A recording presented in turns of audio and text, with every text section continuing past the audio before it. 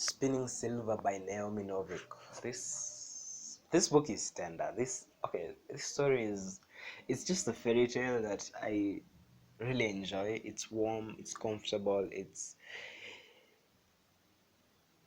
one night in winter and you're sitting by the fire and your whole family, and you know there's the warmth and there's the cheeriness of company and warm coffee or cocoa in your hand, and that you just know that general atmosphere. And then you have someone, I don't know, grandpa or dad or someone, and he's telling you this story in this really smooth voice that doesn't break tone or anything, and it's just full of wonder and everything, and I love it. I love it. So I didn't get that experience. I read it a few, not that many weeks ago. It's just a couple of days ago, probably last week. I don't really keep that great of a record of my reads, but Spinning Silver is just, let me give you the a summary of sorts of the story. So there's this Jewish family, and the dad is a moneylender, but he's terrible at it. So they get steadily poorer and poorer, and the mom is declining in health.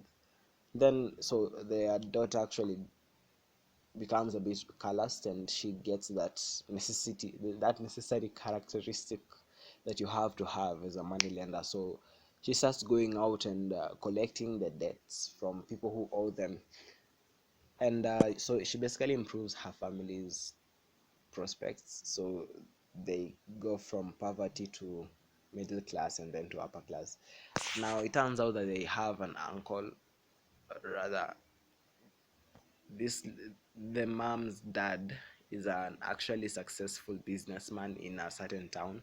So when they do visit, the grandpa is pleased with the girl for what she's done. So in one of her visits to the families that owe them money, she comes to this house where the dad is. So the person in that family who is in charge, the father, says that he doesn't have money to pay, and so because he doesn't have money, this girl says, you don't want to pay me, I'll take your daughter, and your daughter will come to be our housemaid until the debt is paid. And he's like, take her. So this girl is actually pleased with how things are turning out, because well, her family has fallen into terrible tragedies. So she's really happy to go work for Miriam. That's the Jewish girl, Miriam. So, and this girl's name is Wanda. So Wanda goes off to work for Miriam, and she does that for a while.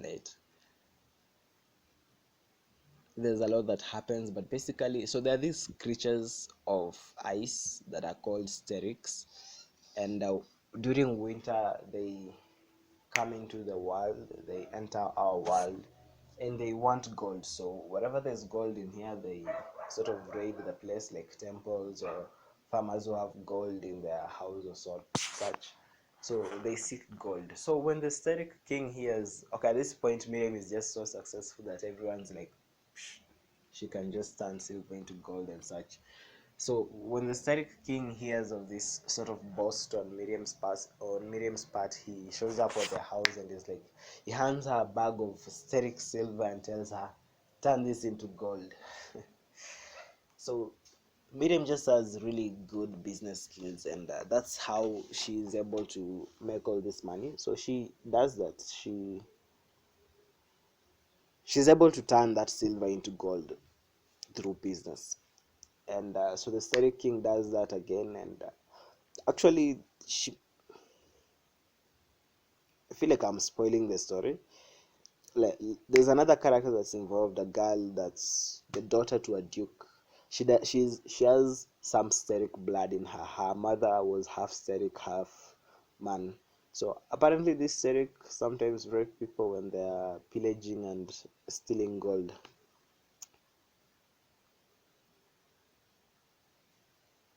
Wow, that feels a bit odd in the setting of this story.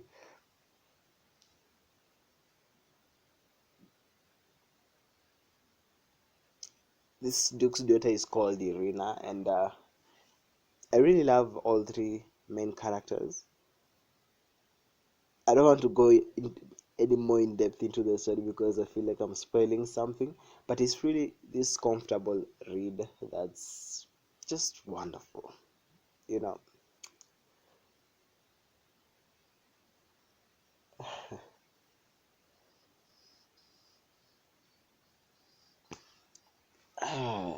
I enjoyed this, and I wasn't expecting to like it because I actually watched a review by someone who was like, "No, I didn't like this book." So the first thing in my mind, I sort of was approaching it with a bit of caution, and I was just so pleased to like it. It feels like stumbling into chocolate when you're expecting something bad or so. Yeah, so that's my experience reading Spinning Silver. I probably won't have any more thoughts on this unless I just give you a whole summary of the story. Maybe I can do that because I feel like I just want to tell this story in another way. Okay, that's it from me. I hope you enjoy this. It's mostly me rambling, but I hope you did enjoy it. And yeah, I'll see you next time in my next video. Do subscribe. Leave me a comment. Tell me whether you read this book and whether you liked it or not. Sometimes I'm a bit scared of, of reading other people's reviews because I'm like, what? Do you ever answer me this question? Do you ever feel like your expectations of a book are colored by what other people have told you about it? Do you? I feel like I do most times. Well, that's it for me. See you next time. Ciao.